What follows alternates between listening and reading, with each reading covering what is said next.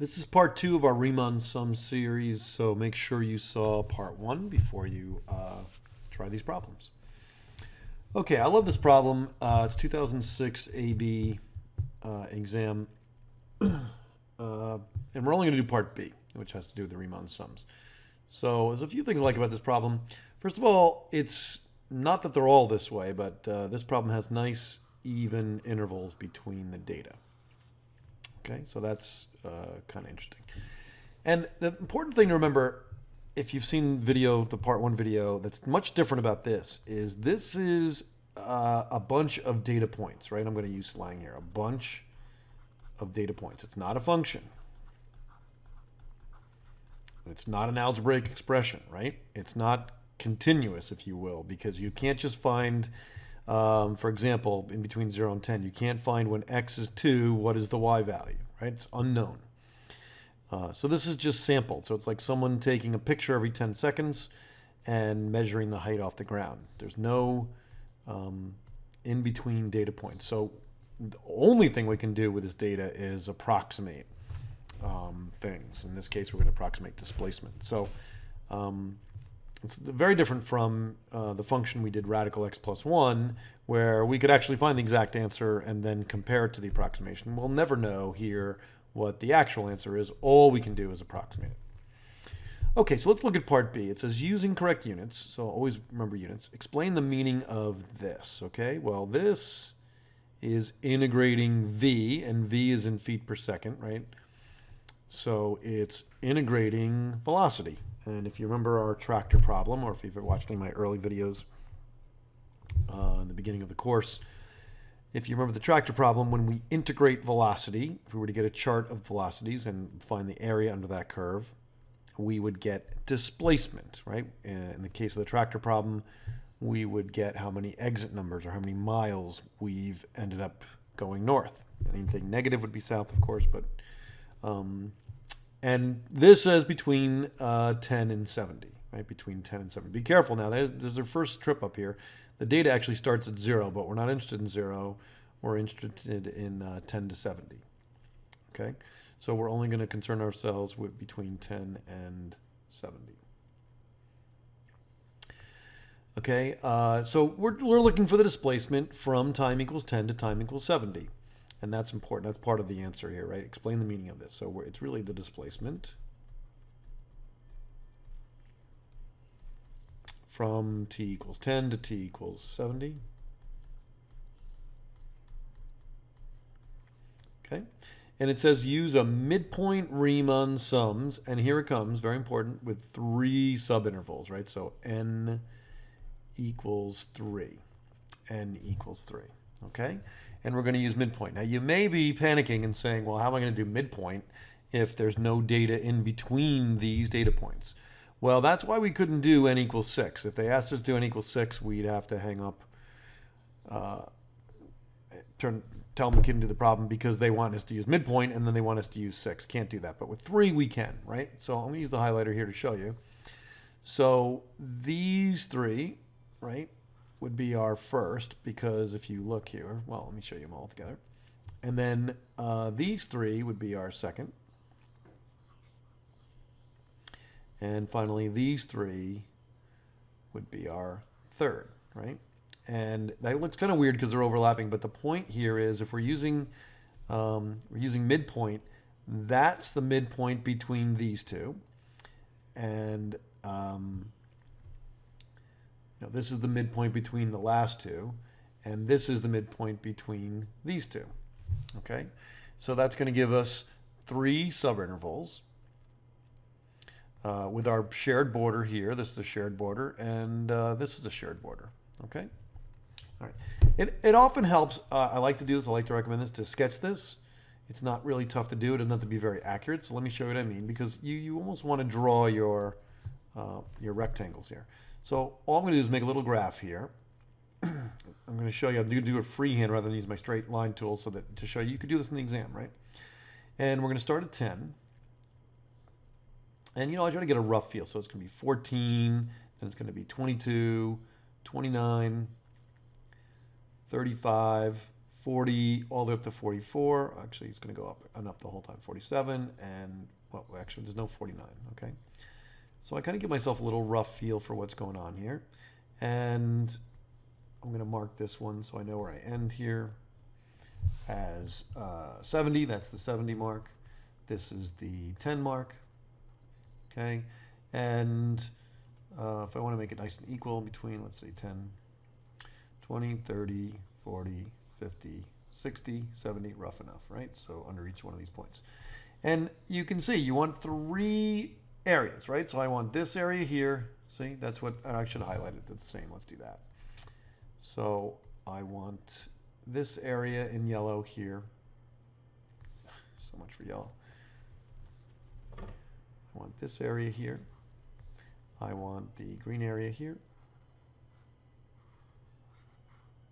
And you can see I'm going to get 3 rectangles. I'm drawing the whole area when in fact we're going to have rectangles, but that's okay, right? Because I'm not drawing the rectangles yet. So see, there's my 3 areas, 3 subdivisions.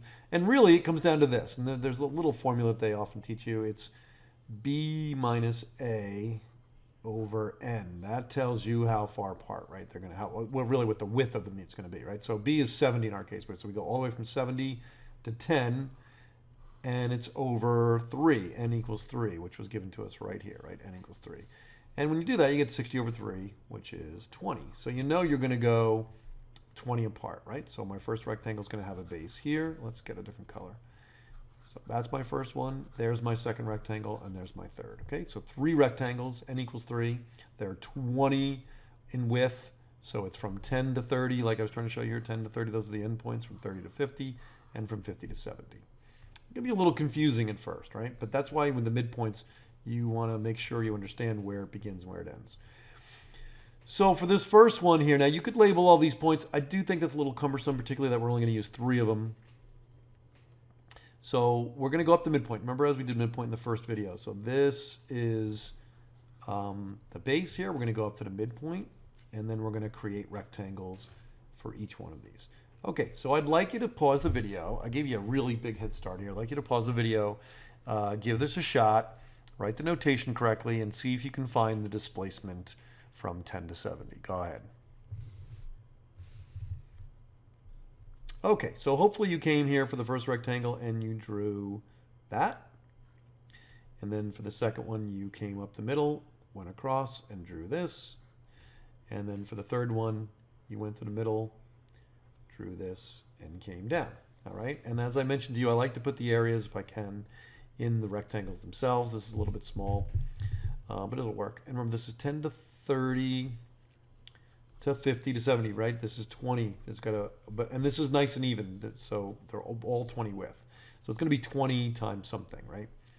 So this first one here, I'm not going to be able to fit it. So I'm just going to go like this. It's going to be 20, that's the base, times the height. Now the height here is the y value of the midpoint, because that's how high I went, right? The y value midpoint. So here it is. Don't mix this up. Don't put y at the top, because this is t. T is x, and v is y, right?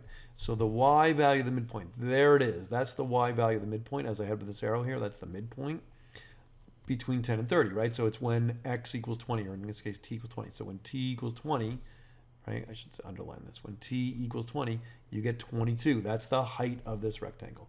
So it's 20 times 22 is the first one, right?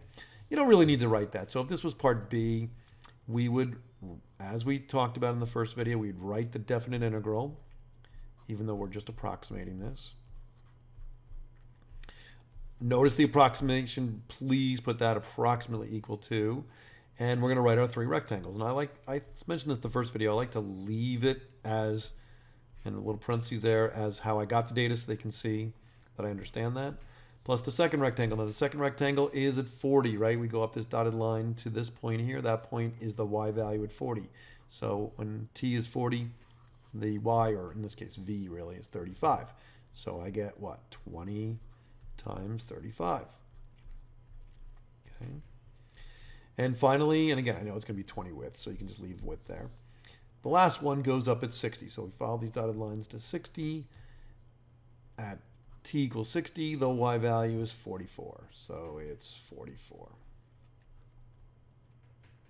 This is usually a calculator section. In fact, I'm sure it's a calculator section because the calculator is not going to help you with this other than to plug this in your calculator all you want. You're not going to, it's not going to give you anything. So they're going to give you a calculator so you don't have to worry about this stuff. But these are pretty easy, I hope. 440, 700, I think, and 880. But again, you wouldn't take all this time. You'd have a calculator, and which I don't have, so I'm going to do it by hand, and I don't want to mess it up for the video.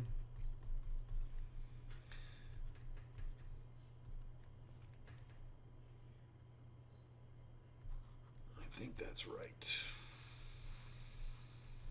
Okay, so about 2,020 feet, right? So about 2,020 feet. So just by sampling, think about what we did.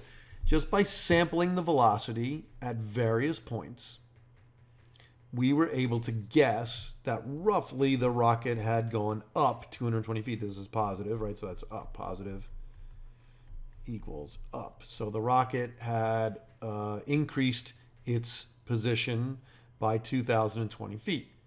By 2,020 feet. I have no idea if it started at the ground. Actually, I do know that. It has an initial height of 0 feet at t equals 0. So I could figure it out. I didn't because I skipped the first one, right? We skipped this. We skipped this. So I actually don't know how high it is. I just know from 10 seconds to 70 seconds, it's gained, right? So this is gained altitude. It's gained about 2,020 feet. 2,020 feet. So I actually want to put feet here. It's very important, right? I can just move this stuff. I gained 2,020 feet, right? Its position, its displacement. So 2,020 feet. Okay. Hopefully you did well in that problem. Let's try another one. Okay. So I'm not going to give you as much hints with this one. I do want you to try this. I want you to know something very important. This is the first time this happened. Notice that my width of each one is not going to be 1, right? So from here to here, it's 1.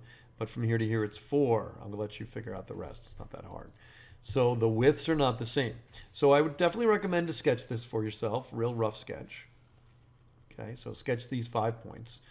And let's take a look at what it says. It says write an integral expression in terms of t of x. Okay, so you know how to do that. I'll leave that to you. For the average temperature of the wire. Okay, this we haven't learned yet, or you may have not learned this yet. So the average is a little more complicated. So all I want you to do is I want you to find the area under the curve of this function. It doesn't really have any meaning in real life.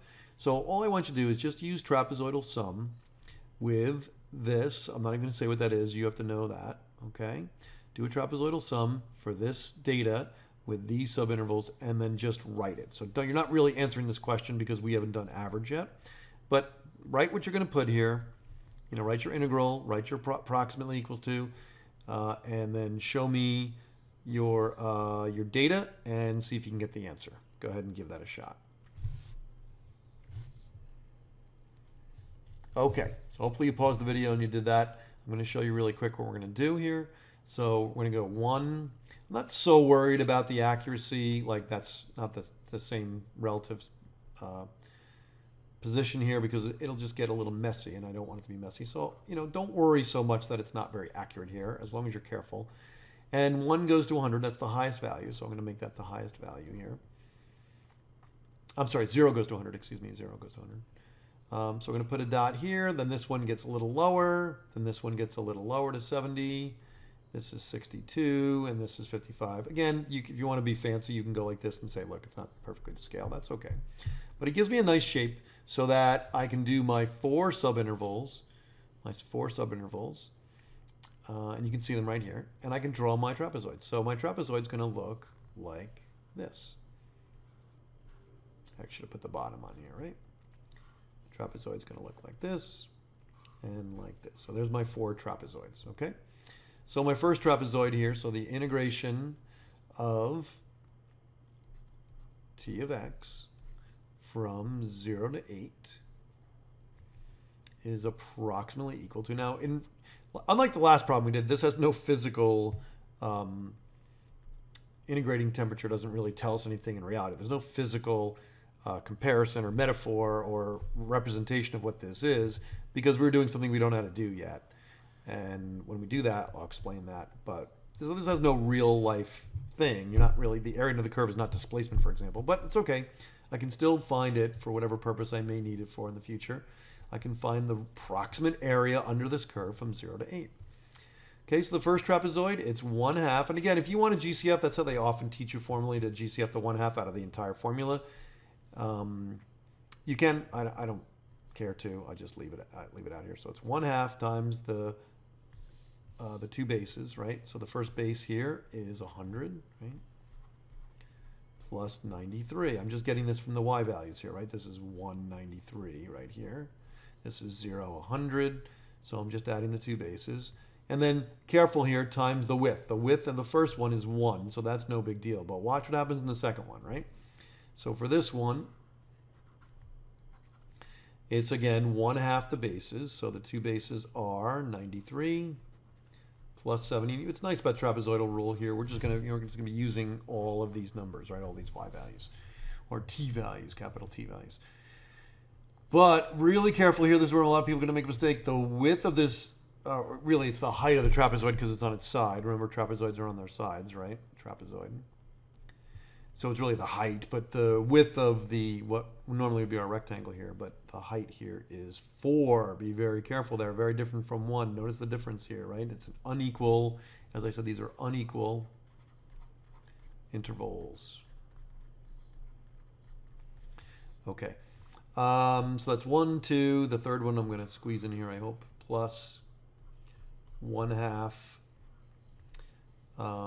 70 plus 62 times 1 because from 5 to 6 is 1, okay? And then finally the last one, which I'll try, I probably butchered everything there, but it's okay. From 6 to 8 is 1/2, of course, because it's trapezoid. 62, the two bases, plus 55. Close the parentheses. Times 1. I'm going to leave approximately here. Okay, I mean, we're getting an exact number by throwing this into a calculator, but it's approximate because it's an approximate area under this curve, because we don't have every data point. This isn't a continuous algebraic expression that we can use, so it's still an approximation of the area under here. Okay, so throw this in your calculator. Hopefully you did that already, and let's see what we get.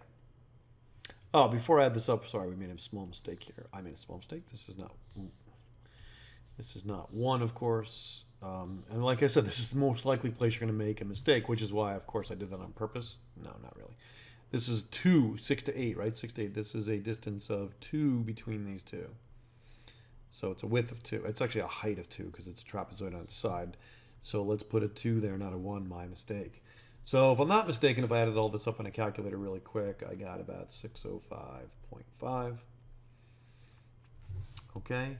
And this really doesn't have any units, so you couldn't give this to you any units. That's all we're going to do. So the integration from 0 to 8 of t of x is 605.5 with no realistic units. And we can't finish the problem average temperature of the water because I haven't taught you to do that. Although all it is just divide this displacement by 8, actually, to get the, which they write in a fancy way as 1 over b minus a. But we're going to get to that in another video, in another part in the course. But just that's how you'd write the answer, and you divide this thing by 8 as well. But that's good enough for what I want you to do. All right. Okay, I'd like you to try this problem here. And you can do part A. Part A is pretty easy. Just think about it. It's not about Riemann sums, so don't think it is. This is our function w. That's your key. And I want you to do C. B is right on the cusp of what we're doing, but that's really what we're going to lead into in a second. So you're welcome to look at B, but I really just want you to focus on C. Now, this is the average temperature, so I'm a little foreshadowing here, but they give you the formula. See, they're giving you this formula, which is what I just talked about, actually. And you know how to, you're just going to divide it by 20, but you know how to do from 0 to 20 of WT dt, and this is WT dt, using the left Riemann sums. Okay, and they give you these subintervals, of course, as we mentioned. So go ahead and do this, and we'll go over this problem in class. Again, I would recommend sketching it.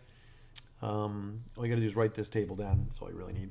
And then sketch it on a piece of graph paper, or even sketch it on regular paper. Try the problem, bring it into class, and we'll go over it. And if you're not in my class, you can certainly look this one up on the internet. Just type in the first few words and AP Calculus, and you'll be able to find the solution online. All right.